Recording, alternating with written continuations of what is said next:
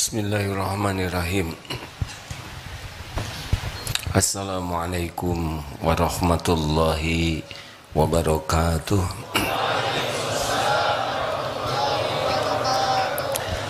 Alhamdulillahi rabbil alamin, alladzi khalaqal mauta wal hayata liyabluwakum ayyukum ahsanu amala wa huwal azizul ghafur. Allahumma salli wa sallim wa barik ala sayyidina Muhammad wa ala alihi wa ashabihi ajma'in. Ya Allah, alhamdulillah, ya hayyu ya qayyum bi rahmatika nastaghits. Ya arhamar rahimin irhamna. Duhai Allah yang maha menatap, berkahi majlis ini. Jadikan pertemuan yang engkau takdirkan ini engkau limpahi dengan ilmu yang manfaat. Engkau limpahi dengan rahmat yang tercurah. Engkau berkahi ya Allah. Jadikan majlis ini majlis yang mengokohkan iman kami kepadamu, menjadi jalan agar sisa umur ini istiqomah di jalanmu. Allahumma inna nas'aluka imanan kamilan wa yaqinan sadiqan wa qalban khashi'an wa lisanan zakiran wa amalan mutaqabbalan.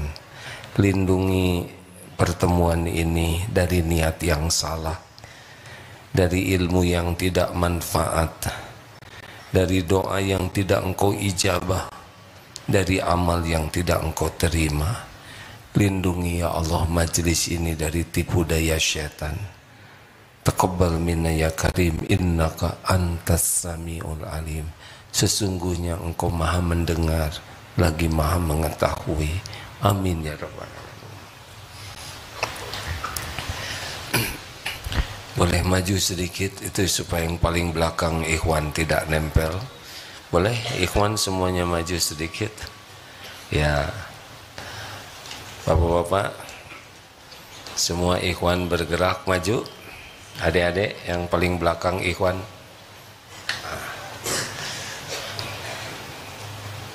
ada jarak lebih aman. Yang di belakang bisa masuk tidak? Beri tempat, bergeserlah.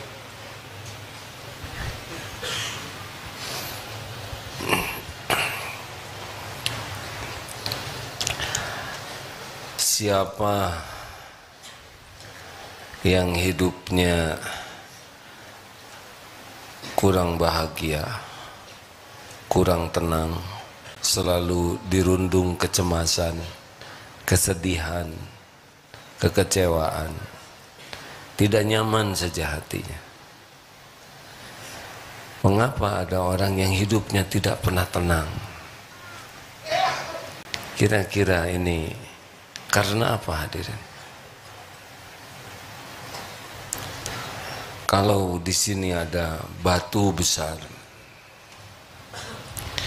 di sini ada makanan kesukaan. Ini perumpamaan ini selalu dikeluarkan.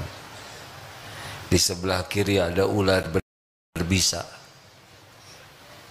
Dua-duanya tidak kelihatan. Informasi mana yang terpenting yang kita inginkan? Tentang makanan kesukaan, tentang ular yang membahayakan? Tolong dijawab.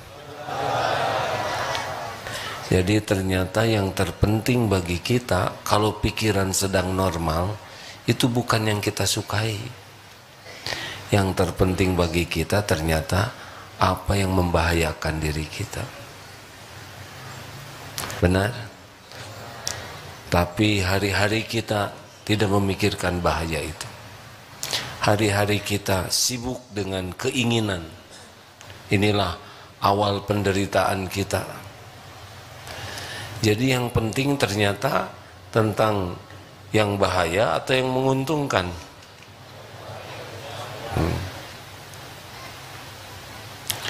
Nah sekarang yang membahayakan diri kita siapa? Presiden atau diri kita? Mana yang membahayakan diri kita? Tetangga atau dosa kita? Dosa pendamping hidup atau dosa diri sendiri? Tapi kesalahan yang kedua, kita sangat sibuk dengan dosa dan kesalahan orang lain. Jadi kesalahan pertama kita adalah kita sibuk dengan yang kita sukai, yang kita inginkan, bukan dengan yang membahayakan. Tapi ketika jernih pikiran, kita tahu yang membahayakanlah yang lebih penting kita tahu. Nah sekarang kalau kita sudah tahu yang membahayakan, siapa? Orang lain, dosa orang lain atau dosa diri sendiri? Yang membahayakan dosa diri sendiri. Kesalahan kita yang kedua adalah sangat sibuk dengan kesalahan orang lain, sampai lalai kepada dosa diri sendiri. Apa bukti bahwa dosa diri sendiri ini membahayakan? Yang sering kita bahas surat Al-Isra ayat 7. A'udzubillahi minasyaitonirrajim. In ahsantum li anfusikum wa in asa'tum falaha. Jika engkau berbuat baik, kebaikan itu untuk dirimu sendiri. Engkau berbuat buruk, engkau berbuat jahat, maka kejahatan itu untuk diri sendiri.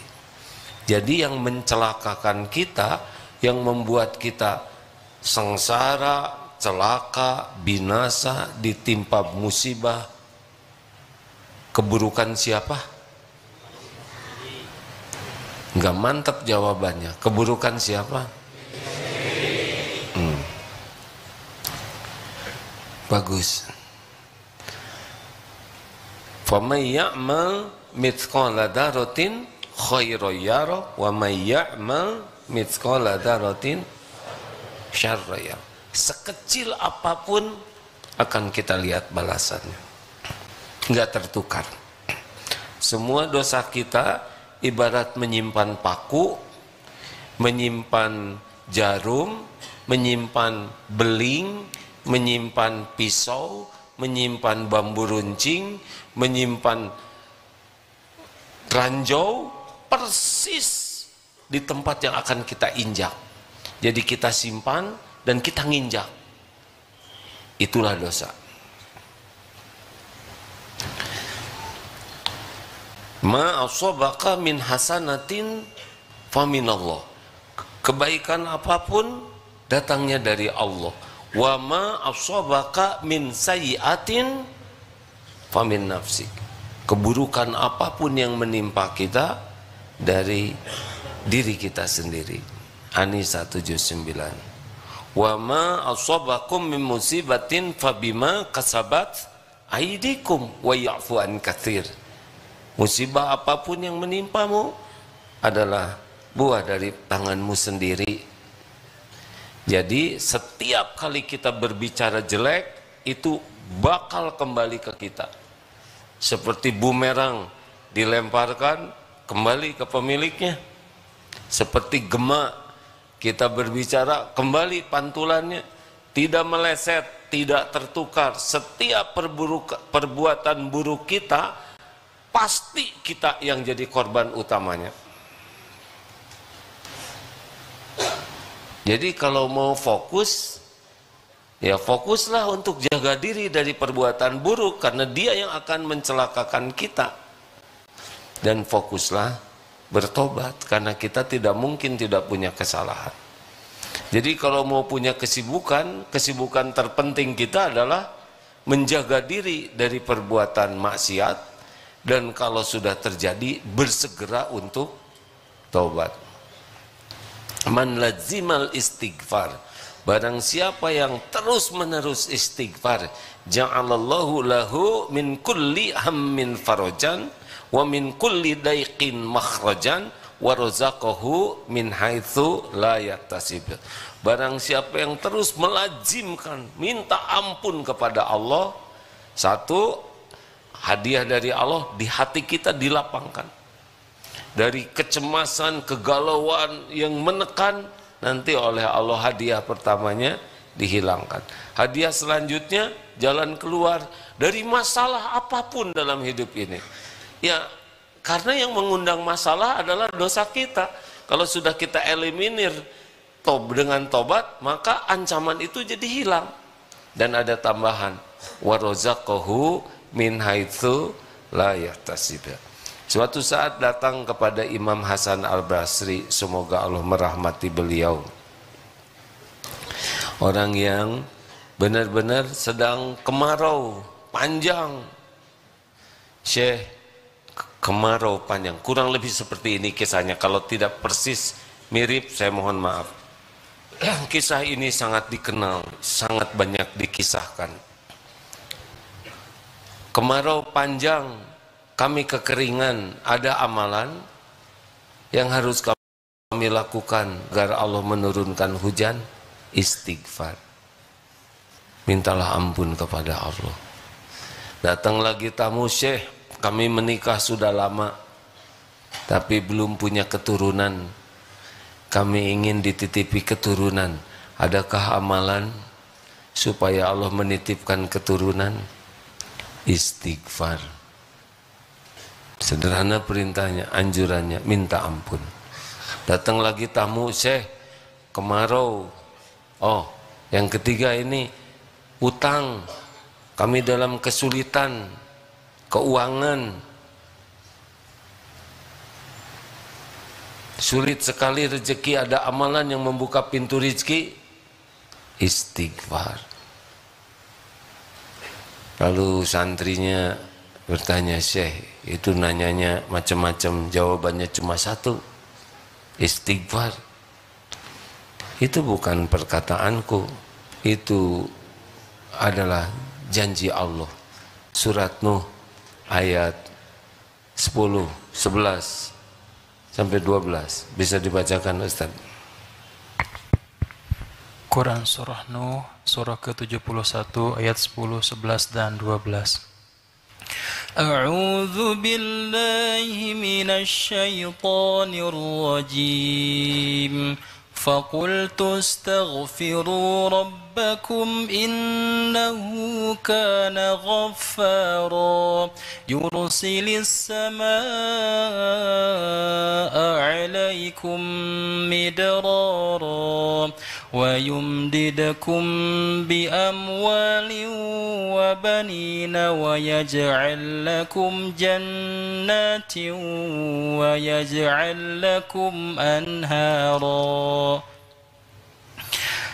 Lalu aku berkata kepada mereka, mohonlah ampun kepada Tuhanmu, sesungguhnya Dia Maha Pengampun. Jika kamu memohon ampun, niscaya Dia akan menurunkan hujan yang lebat dari langit kepadamu, memperbanyak harta dan anak-anakmu, serta mengadakan kebun-kebun dan sungai-sungai untukmu. Faqultu astaghfiru rabbakum innahu kana ghaffara. Maka aku katakan kepadamu, ini Nabi Nuh kepada umatnya, faqultu astaghfiru rabbakum, mintalah ampun kepada Tuhanmu, innahu kana ghaffara, sesungguhnya Dia Maha Pengampun. Yursilis samaa'a 'alaikum midrara, niscaya akan menurunkan hujan lebat, dan Allah akan menambah harta, amwal wal banin, dan anak-anak, dan Allah mengadakan kebun-kebun dan sungai-sungai.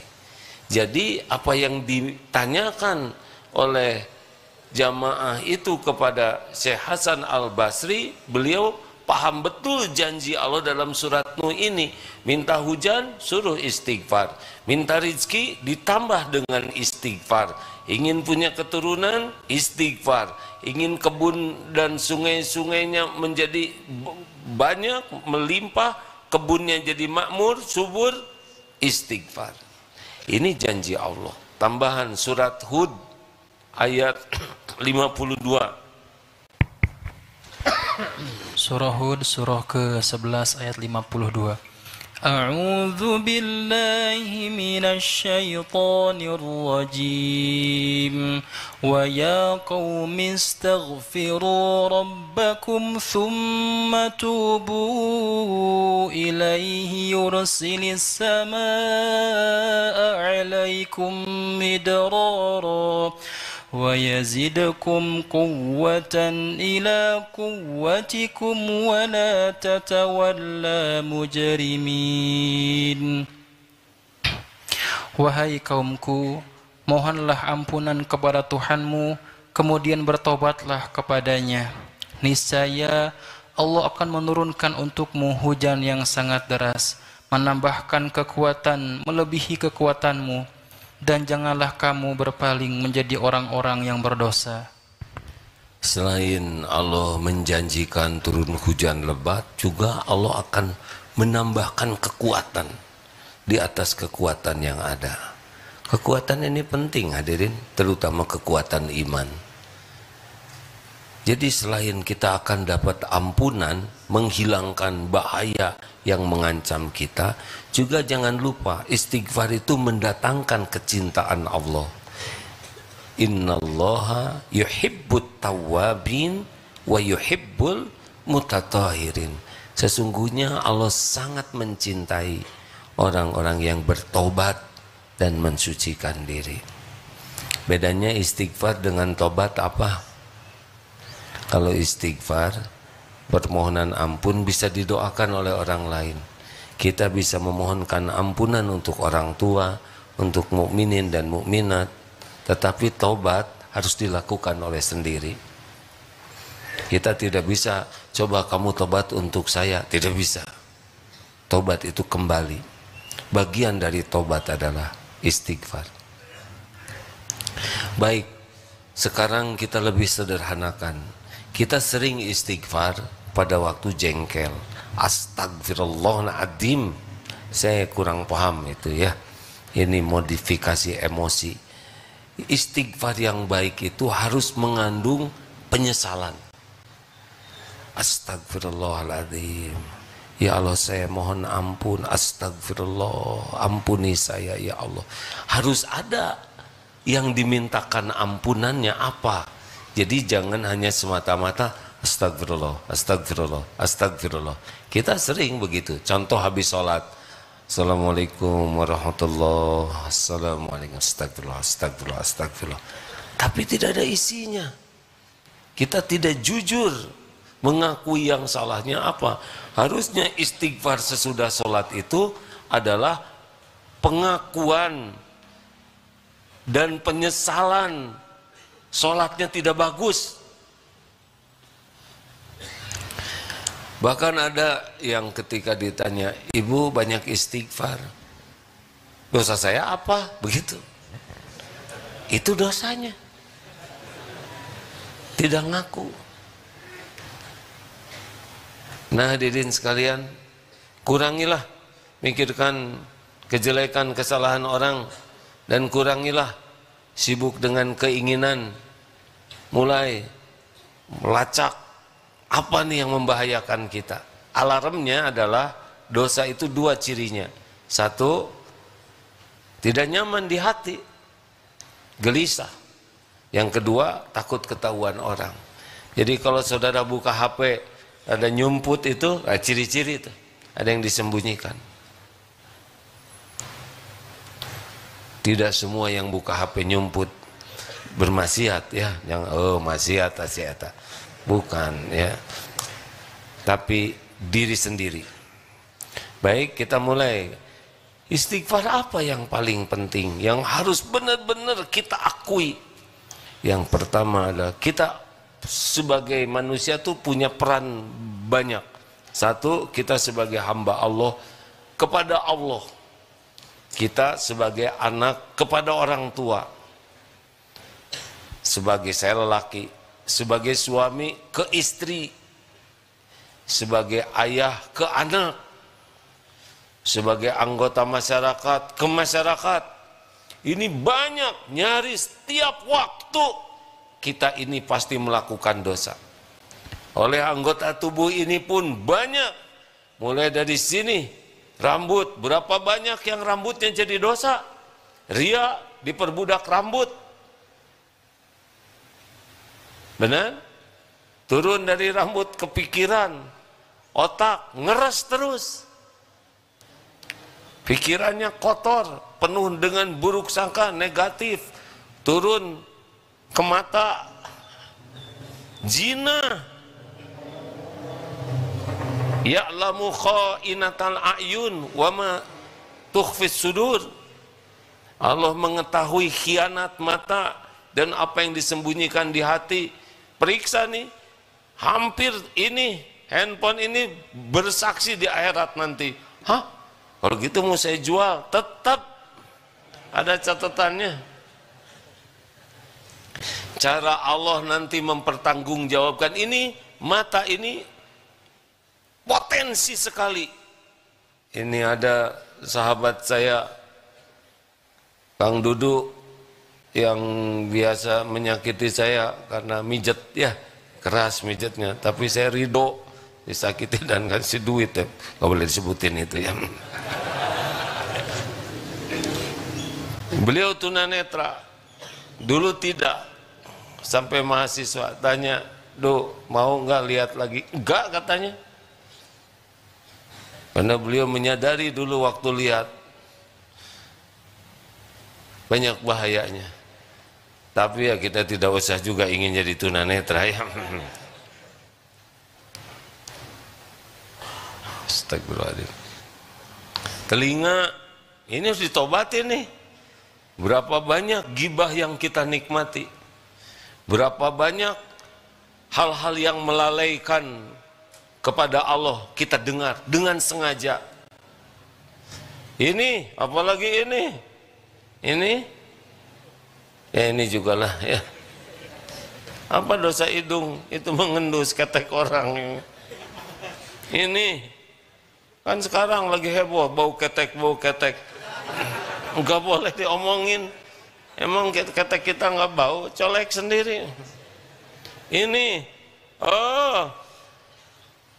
banyak orang jadi ahli neraka karena yang ada di antara dua rahangnya dan dua pahanya. Tapi dibanding yang dua paha, ini lebih banyak menjerumuskan orang ke neraka.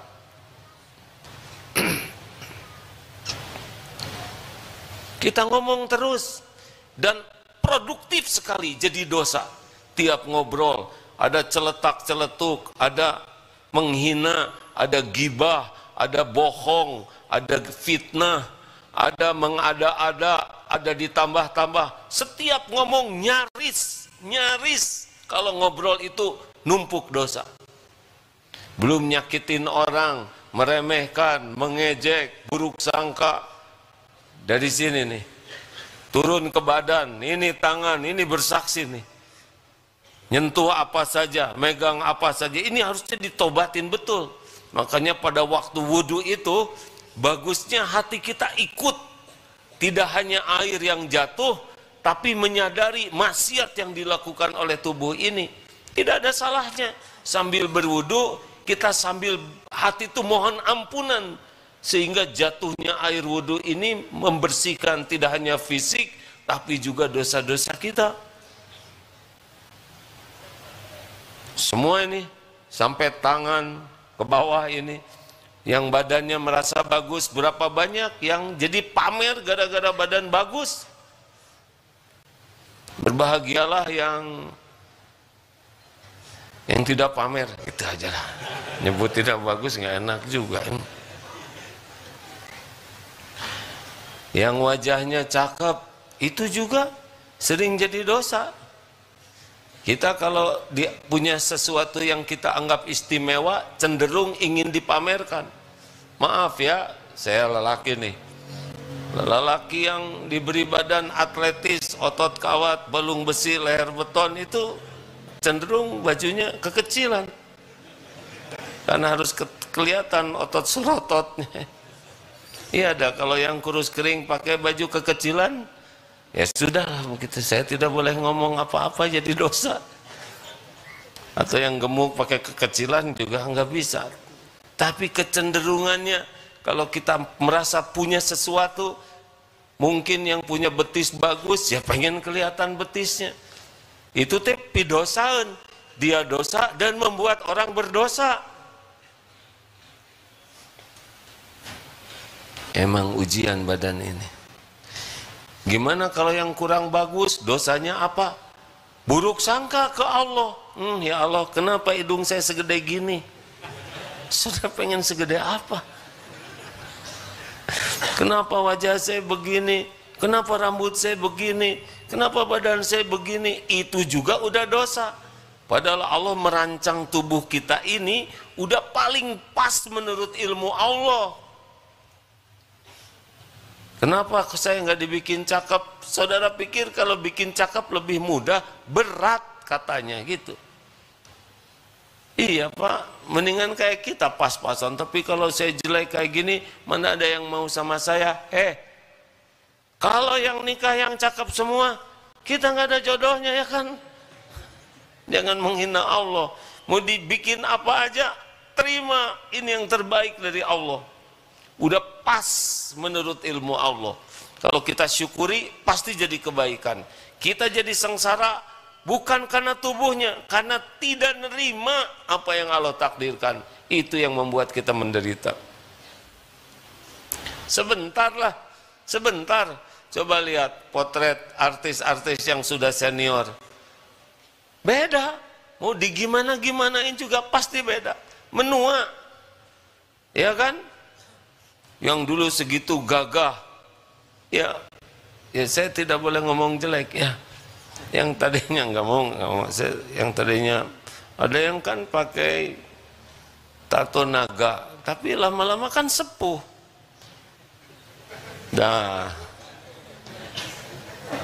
Udah sampai cucunya nggak mau.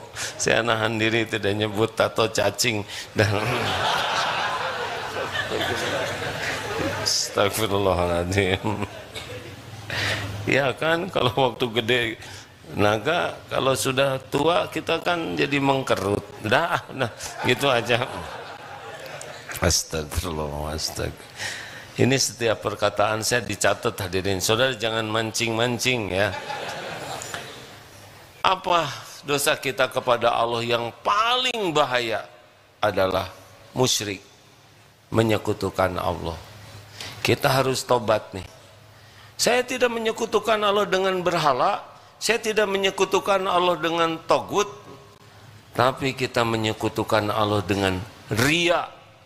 Lebih sibuk beramal demi dinilai orang. Itu syirkul asghar, syirik juga. Inna syirka la zulmun azim. Harus tobat. Jangan anggap remeh nih. Kita riya, mamerkan itu pengkhianatan kepada Allah. Salat ingin dianggap orang salatnya khusyuk. Ngaji ingin diakui suaranya merdu, lagunya paling indah. Tajwidnya, tahsinnya ingin dianggap paling sempurna. Sibuk ngaji ingin dianggap paling kuat hafalannya, paling panjang nafasnya, paling indah lagunya. Nggak ada Allahnya. Ngaji tiap hari, berlatih tiap hari, tapi yang dipikir sibuk penilaian orang, sibuk pengakuan orang, sibuk kekaguman orang. Itu pengkhianatan kepada Allah. Makanya yang kedua masukkan ke neraka kan yang baca Quran. Karena sibuk ingin disebut qori, qori'ah, hafiz, hafizah. Nggak peduli penilaian Allah. Ini dosa ini hadirin. Apa saudara pikir jadi imam itu mudah? Oh, berapa banyak yang jadi imam itu pikirannya bukan Allah, tapi makmum. Apalagi ada calon mertua, udah rusak itu. Apalagi ada si dia, Allah, rusak. Mulut nyebut Allah, hati enggak ada Allahnya. Oh, berat itu jadi imam. Kalau tidak selama sholat itu bukan untuk Allah. Muadzin, Allahu Akbar, Allahu Akbar. Padahal mulut menyebut nama Allah, tapi di hati kemerduan suaranya yang diingat. Apalagi kalau ada dua muadzin, beda ya dengan si eta. Iya lebih paten. Dengki untuk menaklukkan.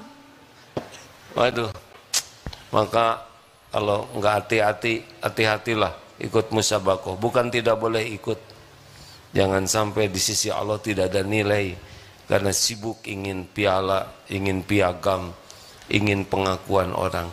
Ini tidak boleh hadirin. Berniat mencari kedudukan di hati makhluk dengan amal yang ditujukan kepada Allah. Istighfar, astagfirullahaladzim, astagfirullah, ya Allah, saya ngaku saya masih sibuk dengan pujian orang, ingin dianggap jadi orang baik, ingin diakui seorang pejuang, ingin diakui jadi orang yang soleh. Astagfirullah, astagfirullah. Berapa banyak kita acting dalam hidup ini, pura-pura baik, pura-pura dermawan, pura-pura menolong orang, pura-pura berjuang. Aslinya kita bukan nyari keriduan Allah, tapi nyari pujian, penghargaan, kekaguman orang. Nipu. Ini dosa hadirin. Makanya doanya Allahumma inna na'udzubika min an nusyrika bika syai'an na'lamu wa nastaghfiruka lima la na'lamu. Ya Allah, kami berlindung kepadamu dari menyekutukan Engkau dengan apa-apa yang kami tahu, dan mohon ampun padamu dari apa-apa yang kami tidak tahu. Istighfar nih hadirin.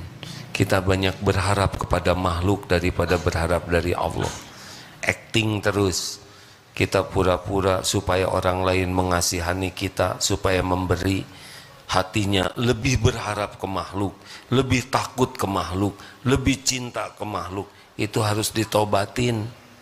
Serius. STI, tahu STI? Suami takut istri, tobat. Hai, ke Allah nggak takut, ke istri gugup. Sama. Kalau wanita terlalu banyak berharap dari suami, kalau suami terlalu takut ke istri, ini bisa harus ditobatin. Yang cinta, you are my everything. Everything.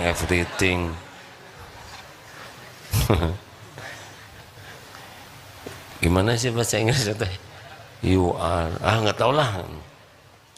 Hati-hati tuh yang jatuh cinta. Engkau adalah segala-galanya bagiku. Engkau adalah cahaya. Tanpa dirimu aku dalam kegelapan. Engkau adalah power bank. Tanpa dirimu aku wake and off. Lebay. Enggak boleh begitu. Apalagi kepada Allah, tobatnya munafik. Di depan dengan di belakang beda. Tobat, acting aja, sok baik, sok soleh, di belakang maksiat. Ada tuh yang ke masjid rajin, tapi pulang dari masjid atau di masjid juga mojok, buka HP-nya enggak benar. Ya, ini serius sekali. Jadi guru, jadi ustadz, tapi di belakang sembunyi-sembunyi maksiat. Munafik akhlak, acting di depan orang seperti orang baik, tapi di belakang ahli maksiat, bicara bohong, janji tidak ditepati, diberi amanah khianat. Tobat itu hadirin.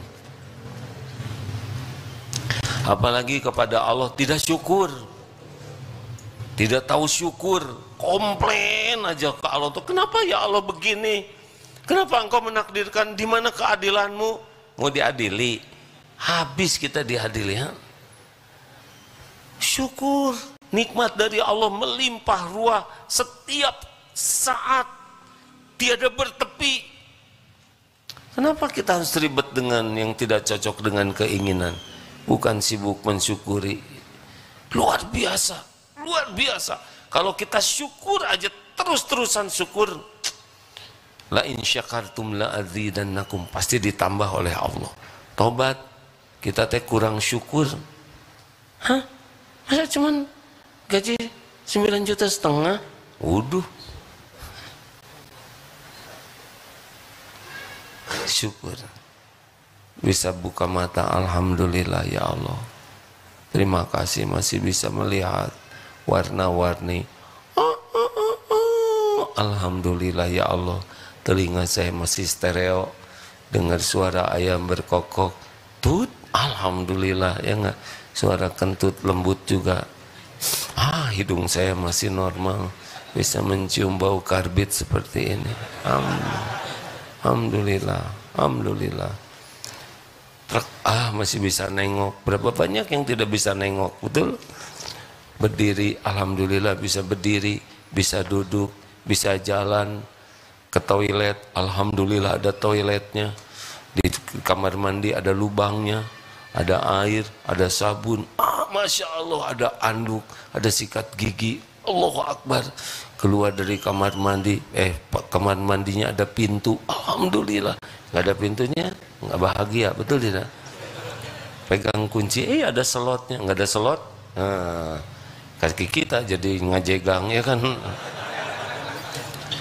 Astagfirullah. Saya kalau lihat gayung tuh bahagia, Pak, karena pernah ada kasus di sebuah tempat nggak ada gayung, menderita itu hatinya. Mau teriak malu, nggak teriak, nggak ada solusinya, ya kan? Alhamdulillah, alhamdulillah ala kulli hal. Ada lemari, ada pakaian, segala ada. Kita bisa jalan, ada yang nyapa. Nikmat luar biasa. Ada makanan tersedia lengkap, minum tidak pernah kurang. Fabi ayyi ala'i rabbikuma tukadziban. Istighfar yang hidupnya komplain terus, kan? Istighfar. Suaminya ngorok, gimana? Alhamdulillah, berarti punya suami, betul tidak? Alhamdulillah, suaminya masih hidup, ya kan?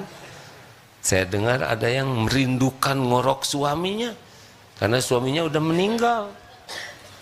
Nah, dulu jengkel, sekarang rindu, tapi ya sudah. Anak nyoret-nyoret tembok sampai kotor semuanya.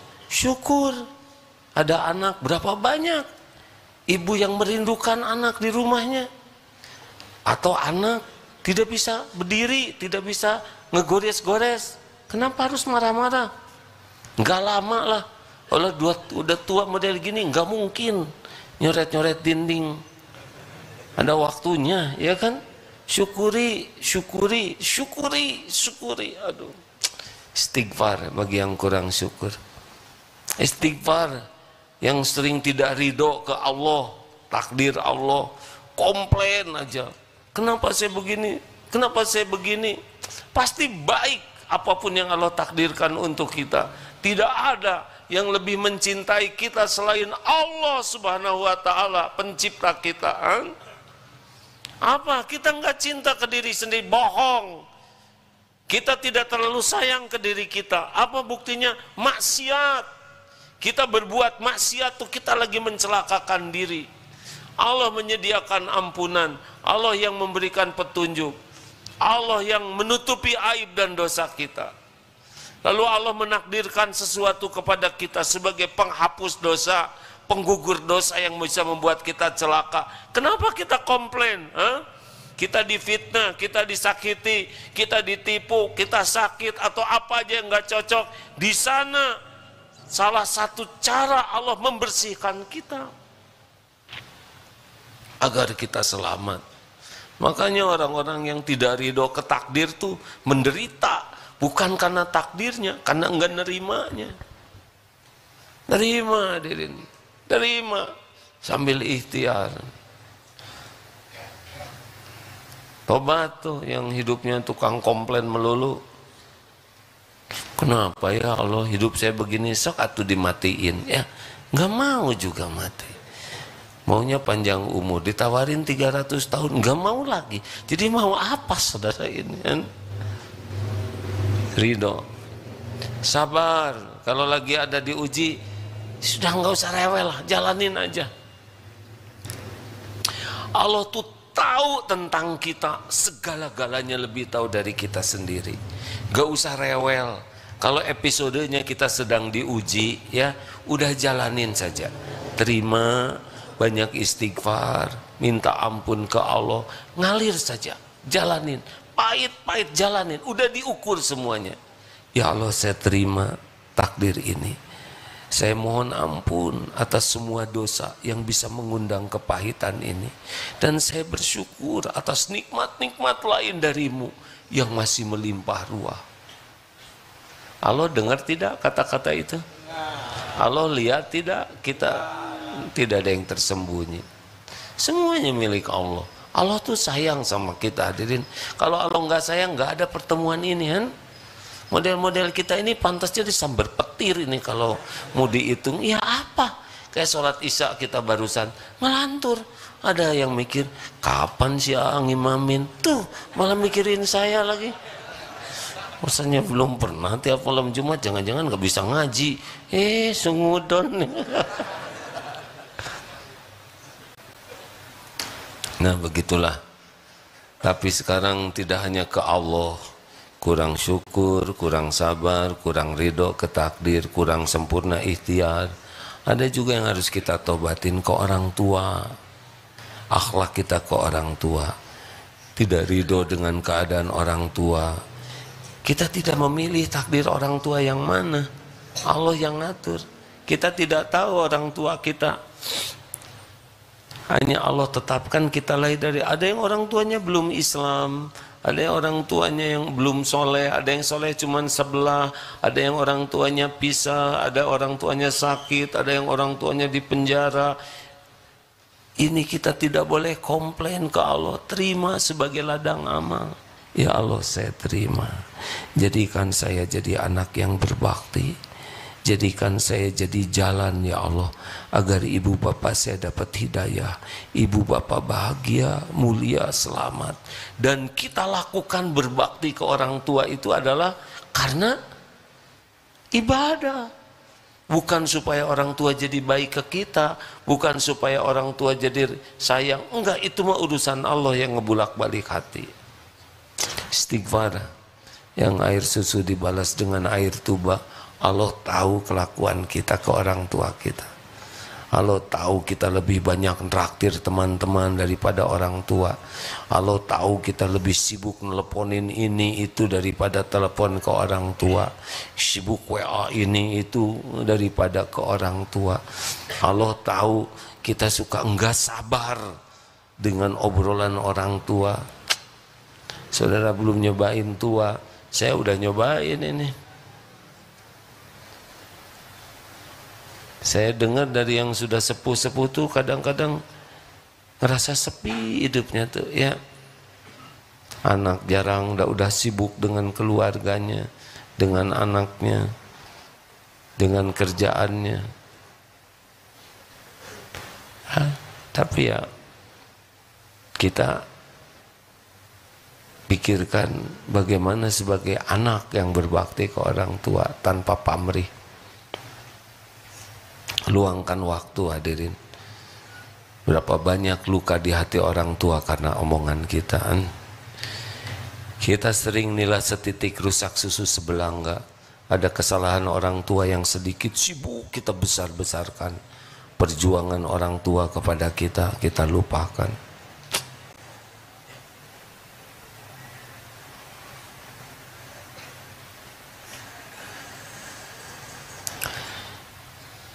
Saya anak yatim piatu karena ibu bapak saya udah meninggal, ya. Ini yatim piatu juga. Kemarin ada pertemuan reuni, hampir rata-rata yatim piatu, anak-anak yatim piatu. Ya sedih karena sudah tidak bisa seperti dulu berbaktinya. Sebagai lelaki, ayo tobat dosa ke istri. Jangan-jangan istri tidak mengenal Allah karena kita nih salah ngedidiknya.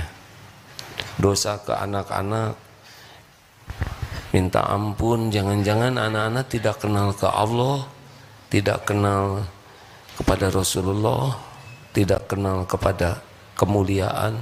Gara-gara kita sibuk aja kerja, tidak jadi contoh di rumah, malah bengis, kasar, malah ngambilnya harta haram, ngasih makan ke keluarga harta haram, kelakuan buruk, marah-marah, jarang ketemu, ketika ketemu juga tidak pakai akhlak yang baik, rusak anak-anak, tidak melihat contoh dari orang tua.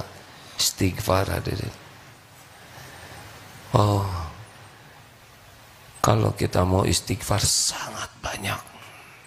Belum lagi ke tetangga, ke tamu, belum lagi ke orang duafa, belum lagi kesombongan kita, kedengkian kita. Banyak sekali maksiat yang kita lakukan. Setiap waktu nambah terus. Jadi sebetulnya kita ini lagi ngancurin hidup sendiri. Semakin banyak dosa dan maksiat yang kita lakukan, ya sudah, berarti kita merusak ke masa depan kita. Kita akan terus bertubi-tubi mendapatkan balasan dari perbuatan kita di dunia ini. Nauzubillah, bisa mengantarkan su'ul khotimah, bisa mengantarkan azab kubur. Dari siapa itu azab kubur selain dari perbuatan kita? Benar? Apa yang membuat kita masuk neraka? Israel nggak akan membuat masuk neraka. Israel dia dapat sendiri dari perbuatannya. Nauzubillah, kita akan celaka pasti karena perbuatan kita sendiri. Ayolah hadirin, jangan kesalahan, jangan salah fokus dalam hidup ini. Terus menerus istighfar. Tiap waktu kita bikin dosa. Sholat kita kurang khusyuk, bahkan bisa nambah dosa. Harusnya sholat itu seperti mandi 5 kali sehari, bersih. Sedekah itu harusnya jadi penggugur dosa. Zikir subhanallah walhamdulillah wala ilaha illallah wallahu akbar, itu penghapus dosa. Tapi kita nyaris tidak melakukannya dengan benar. Jadi galau terus, sini tuh tidak enak saja hati itu, nggak nyaman hidup nih. Jadi gimana dong sekarang? Udah istighfar yang banyak, perbaiki sholatnya. Jangan asal sholat, karena sholat yang bagus itu menghapuskan dosa. Perbanyak saum, saum menghapuskan dosa. Sing banyak sedekah, sedekah itu seperti air memadamkan api. Dan terus berzikir, dan diantaranya istighfar. Astagfirullahaladzim, ampun ya Allah, Engkau tahu saya ini orangnya sombong, arogan, astagfirullah, hanya duniawi saja, astagfirullah. Sholat tidak pernah khusyuk, astagfirullah ya Allah. Baca Quran sangat sedikit dibanding baca WA atau lihat medsos, astagfirullah, astagfirullah. Sedekah juga hanya uang sisa, aduh pelit, astagfirullah. Itu pun diposting, astagfirullah.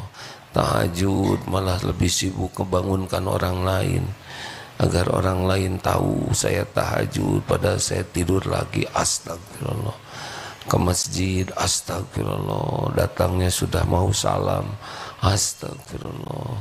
Pulang sendal jadi bagus, nggak merasa bersalah, astagfirullah. Banyak. Sambil nyebrang pura-pura padahal ngeceng, astagfirullahaladzim, astagfirullah, astagfirullah. Tadi ngobrol bohong, astagfirullah, astagfirullah.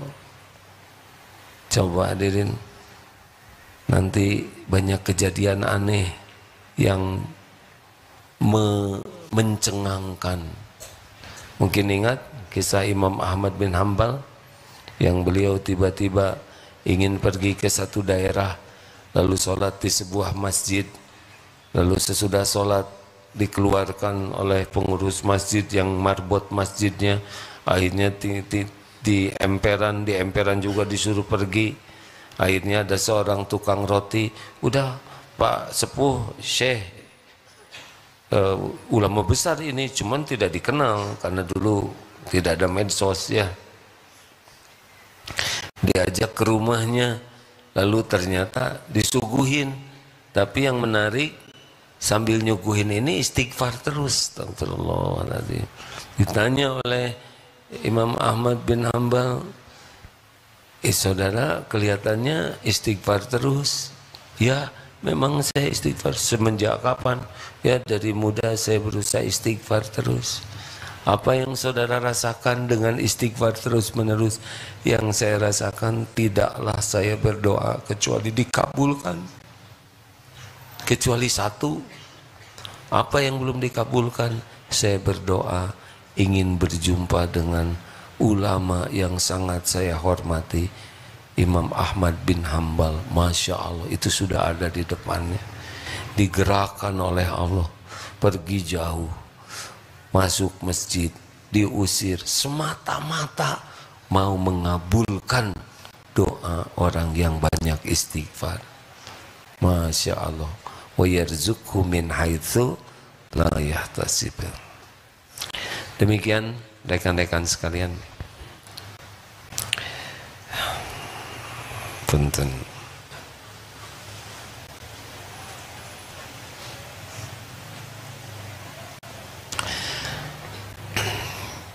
Ketika saya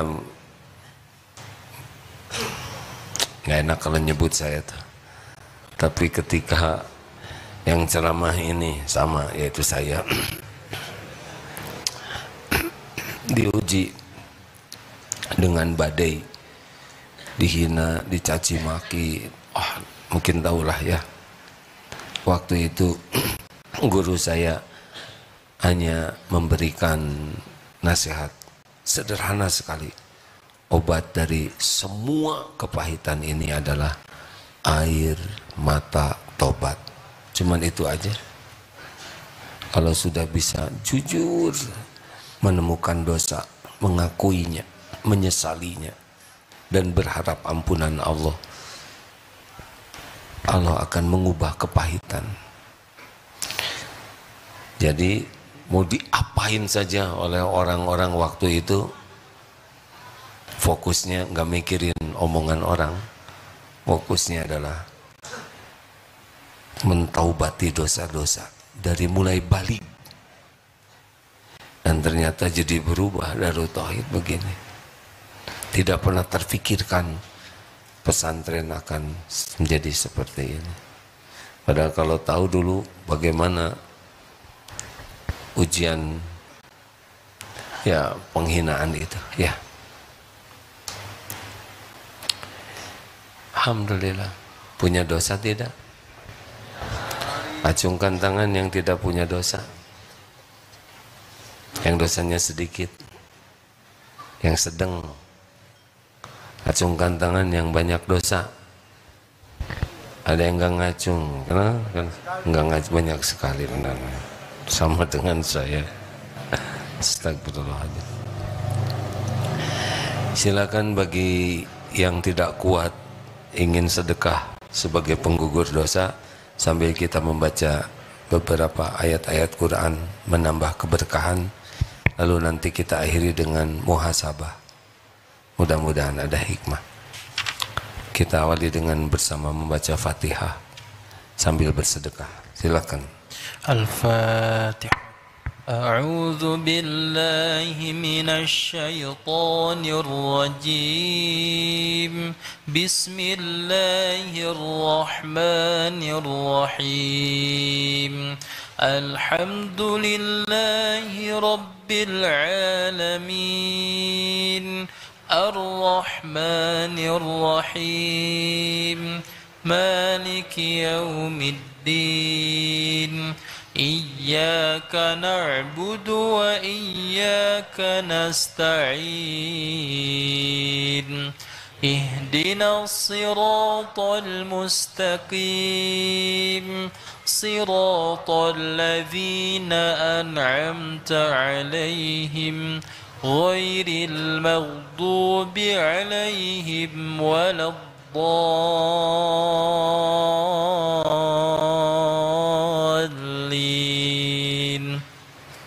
الله لا إله إلا هو الحي القيوم لا تأخذه سنة ولا نوم له ما في السماوات السماوات وما في الأرض من ذا الذي يشفع عنده إلا بإذنه يعلم ما بين أيديهم وما خلفهم ولا يحيطون بشيء من علمه إلا بما شاء وسع كرسيه السماوات والأرض ولا يؤوده حفظهما وهو العلي العظيم. Allahumma sholli ala sayyidina Muhammad wa ala alihi wa ashabihi ajma'in. Hadirin, mari kita tundukkan hati kita. Hari berganti hari, semakin dekat dengan saat perpisahan dalam hidup ini. Kita tidak tahu berapa lama lagi ajal yang tersisa. Tapi pasti setiap hari semakin dekat dengan kematian kita. Mudah-mudahan umur yang tersisa ini bisa menebus semua dosa dan maksiat yang kita perbuat. Allah menyaksikan semua dosa kita, tidak ada yang tersembunyi. Allah tahu tidak ada satupun yang tidak nampak bagi Allah. Mudah-mudahan ketika ajal kita datang, Allah sudah mengampuni semua dosa kita. Aib sudah dihapus. Semoga ketika malaikat maut menjemput, orang tua sudah ridho kepada kita. Keluarga sudah memaafkan. Orang-orang yang kita sakiti pun sudah memaafkan kita. Semoga ketika dicabut nyawa ini, tubuh ini sudah bersih. Hadirin, tenanglah saat kita sudah dicabut nyawa. Tubuh ini sudah terbaring, terbujur kaku. Kita jarang membayangkan tubuh kita sudah jadi mayat. Ketika tubuh ini sudah tidak bisa bergerak, kening ini tidak akan lagi bisa bersujud. Kalau kita sudah jadi mayat, tidak ada lagi sholat, tidak ada lagi nikmatnya tahajud, tidak ada lagi nikmatnya berlama-lama sujud. Kalau sudah terpejam mata kita, tidak lagi bisa menikmati Al-Quran. Mulut sudah terkatup, tidak lagi bisa menyebut nama Allah.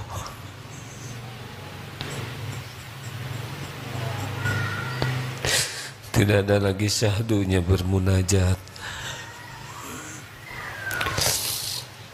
Tangan sudah kaku, tidak lagi bisa bersedekah, tidak lagi bisa menolong orang, membelai anak, cucu. Kaki pun sudah terbungkus kafan, tidak lagi bisa ke masjid. Kenanglah ketika kita sudah dibungkus kafan. Mudah-mudahan Allah mengizinkan banyak orang yang menyolatkan kita. Kenanglah saat kita diusung menuju liang lahat. Tidak ada yang kita bawa dari semua yang kita cari siang dan malam, selain hanya kafan. Kita dimasukkan ke kubur kita, dimiringkan ke kiblat. kening kita menyentuh tanah, papan ditutup di sekujur tubuh kita sendiri, gelap. Tanah pun menimbun jasad kita, makin lama makin penuh. Tinggallah kita sendiri di sana. Nisan di atas, mungkin atas nama kita.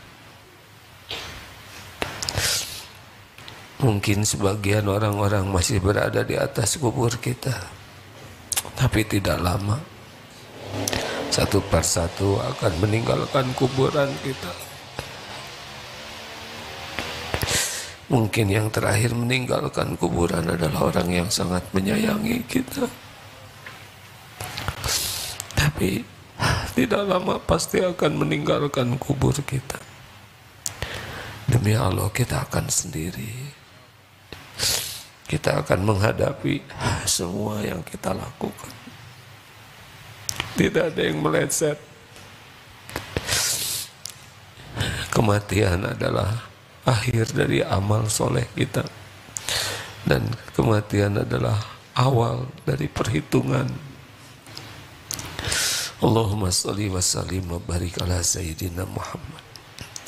Ya Allah, wahai yang maha pengampun, ampuni kami ya Rabb. Ampuni sebusuk apapun, sekelam apapun masa lalu kami, sehitam apapun, senista apapun aib-aib. Astagfirullah. Engkau tahu ya Allah.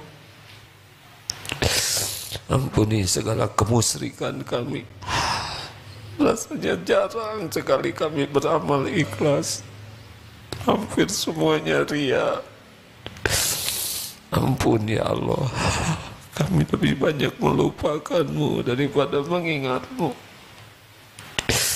Kami sibuk dengan dunia dan nafsu daripada bersyukur. Astagfirullah. Jarang. Betapa banyak nikmat dari-Mu yang tidak kami syukuri. Betapa banyak nikmat dari-Mu yang kami gunakan untuk maksiat. Ya Allah, ampuni segala kedurhakaan kami kepada ibu, bapak. Engkau menyaksikan semua kezaliman kami. Ampuni ya Allah. Allahumma ighfir lana wali walidina warhamhum kama rabbawna shighara. Ya Allah, jangan golongkan kami jadi anak durhaka.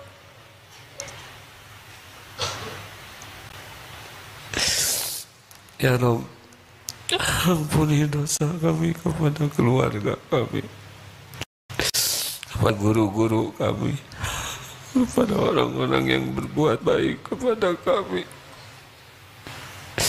Ampuni ya Allah dosa kami kepada kaum du'afa, kepada hamba-hamba-Mu yang tidak bersalah.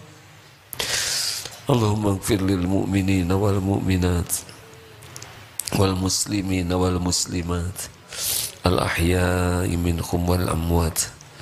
Allahumma ighfir lana wa li walidina warhamhum kama rabbawna shighara. Duhai Allah, Allahumma ij'alna minat tawwabin waj'alna minal mutatahhirin waj'alna min ibadika sholihin. Allahumma inna nas'aluka taubatan nasuha wa taubatan qoblal maut wa rahmatan indal maut wa maghfiratan ba'dal maut. Allahumma hawwin alaina fi sakaratil maut. Allahumma inna nas'aluka husnal khatimah wa na'udzubika min su'il khatimah.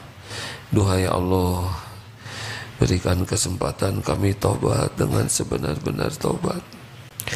Jadikan akhir hayat kami husnul khatimah. Jadikan kubur kami kubur yang lapang dan nyaman. Ringankan hisab kami ya Allah. Golongkan kami semua jadi ahli surga-Mu bersama orang tua kami, keluarga kami, keturunan kami. guru-guru kami, sebanyak-banyaknya hamba-Mu ya Allah. Ya Rabb, sampaikan salawat salam kami kepada Rasulullah, keluarganya, keturunannya. Allahumma salli wa sallim wa barik ala Sayyidina Muhammadin wa ala alihi wa ashabihi ajma'in. Tolonglah saudara kami di Palestina ya Allah. Engkau menyaksikan segala-galanya. Engkaulah satu-satunya yang kuasa menolong. Engkaulah yang menguatkan iman, mencukupi, menghibur hatinya ya Allah, memberikan kemenangan atas kaum yang zalim. Juga di Uighur, di Rohingya, dimanapun yang Engkau saksikan. Ya Allah, karuniakan kepada kami para pemimpin yang soleh, para pemimpin yang takut padamu, para pemimpin yang bisa membimbing negeri ini ke jalan yang Engkau ridhoi. Rabbana atina fid dunya hasanah wa fil akhirati hasanah wa qina adzabannar. Subhana rabbika rabbil izzati amma yasifun. Wassalamun alal mursalin walhamdulillahi rabbil alamin.